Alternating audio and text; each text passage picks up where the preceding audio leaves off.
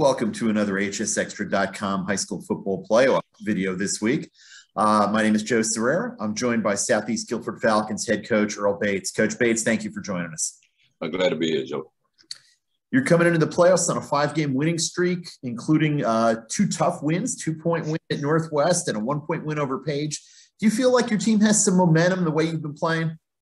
Well, anytime you win, I think that's momentum. And, the last two games, like you said, were very close games. And I think our kids showed a lot of resilience to hang in those games and win those tough games. Mm-hmm. What's your team been doing well during this run? It seems like playing defense is certainly one of those things. Defense is our identity. We felt that going into the season that we were going to be pretty good on defense. And we played real good defense for the most part all year, except for the Northern game, which, I'm not sure we played bad defense in that game. It was more so offensive turnovers that put us in some bad situations. Mm-hmm. What do your Falcons need to do better to make it a playoff run?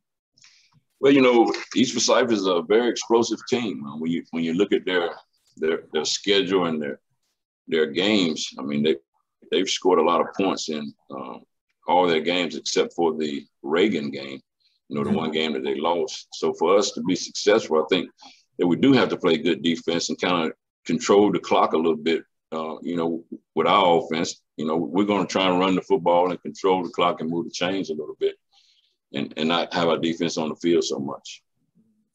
You've obviously looked at this East Forsyth team and preparing for them, looked at video and huddle and whatever other areas where you can get them. What do you see from this Eagles team? Well, defensively, first thing that stands out when I look at them defensively, they fly around. They've got a lot of guys on defense with very high motors. They like to, fly to the football as a team. And then when you look at them offensively, it all starts with the quarterback. I think he's the leading, of course, he's thrown for close to 2,000 yards, I think. And I think he's the leading rusher also. Mm-hmm. And then their slot back, number 7, they move him around quite a bit. He's pretty explosive as a receiver. And, he'll hurt you in the kicking game as well. Who's playing well for your team right now? Who are some of the key guys for you? Alex McCullough has been playing at a high level all season. Cam Williams has been playing at a high level.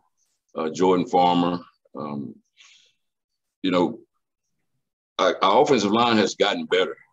We struggled a little bit early on with the offensive line. I think they have gotten better each week, and we're going to need them to be real good this week as well.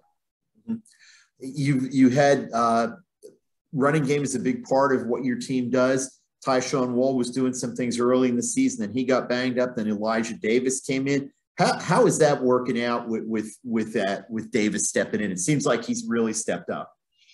Elijah, he really stepped up in a big role when Tyshawn went down after the Northern game. He stepped in and, he rushed for over 100 yards for 2 or 3 games in a row. And then we got Tyshawn back. We kind of, alternating the two of them. So they're different runners. They both do a lot of good things. Hopefully, we're going to have to use both of them this week, and hopefully they both can be successful in what they try and do. Is the situation you've got now a little bit like when you had Jalen Fairley and Darren McQuitty last year, where you had 2 guys who could be the guy, and they did bring different things to the table? Yes, it's similar to that. Tyshawn probably runs a little bit. It's hard to compare anybody to Jalen Fairley. He was a great running back. Yes. But, Tyshawn is more that slasher type guy, like a Fairley.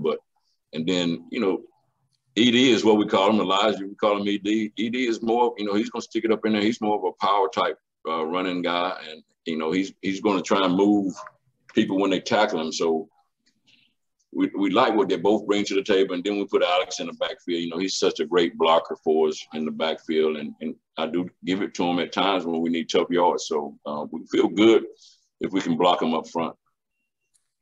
You drew 1 loss East Forsyth team in the playoffs, and you guys, your only losses were to 3 teams that are combined 28-2. Do you feel like maybe you guys were underseeded a little bit and got a little bit of a tough draw here? Well, when you look at the 4A bracket, that 4A West bracket, it's loaded with good football teams. Yeah, it sure is. So, you just kind of that's the position we're in as a wild card team. I knew we were going to play a very good football team the first round. You know, it was a three-way tie in their conference. I think they drew third, I think. So it kind of just put us in the situation where we drew them. But it could have been either one of those teams out of that conference. It would have been a tough football game. Mm-hmm. Is there anybody you've played this season who you would compare this East Forsyth team to? Well, you know, defensively, how they fly around. When I first looked at them defensively, I thought about Northern's kids as far as how they fly to the ball. You know, the scheme is a little different, but just as seeing their kids run around, it kind of reminded me a little bit of them. You know, offensively, we played between, Grimsley and Northern were some very good offensive teams that we played. They're a little different. I think they try and run a little more, but the quarterback, he's a guy that will hurt you in the passing game as well. So they're going to present a little different problem for us offensively. You talked about wanting to be, obviously needing to run the ball and wanting to shorten the game a little bit, control the clock a little bit. What else do your Falcons have to do on Friday night over in Kernersville to come back with a victory? Well, we've got to tackle.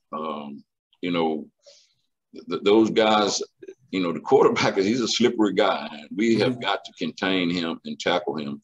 And also, we need some good things to happen in the special team area as far as field position. We can't. One thing about us offensively, when we get pinned deep, we're not a team right now that can, drive a very long field position type team. So we need good things to happen in the kicking game and in the return game to help us with field position. It should be a great football game Friday night over in Kernersville, Freddie Lewis Stadium. Always a tough place to play, but your guys are ready to go in there and we wish you luck in that game and going forward. All right. Thank you, Joe.